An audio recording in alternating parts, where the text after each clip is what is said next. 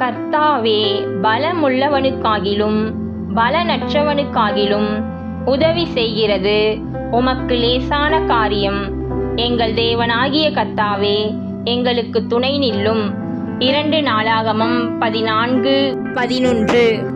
ஆசா ராஜாவாக இருக்கும் பொழுது 10 வருடம் தேசம் அமைதலாயிருந்தது.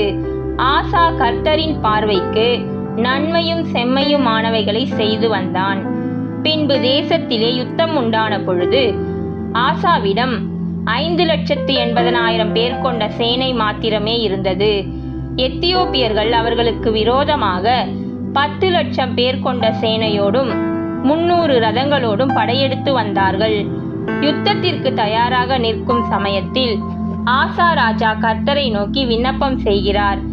பலமுள்ளவனுக்காகிலும் பலனற்றவனுக்காகிலும் உதவி செய்கிறது உமக்கு லேசான காரியம். எங்கள் தேவனாகிய கர்த்தாவே, எங்களுக்கு துணை நில்லும் என்று சொல்லுகிறார்.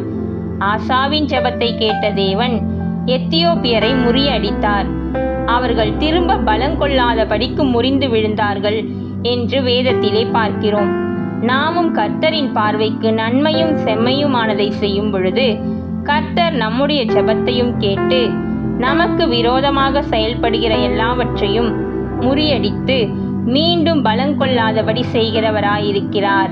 கர்த்தர் தாமே நம்மை ஆசீர்வதிப்பாராக. ஆமேன்.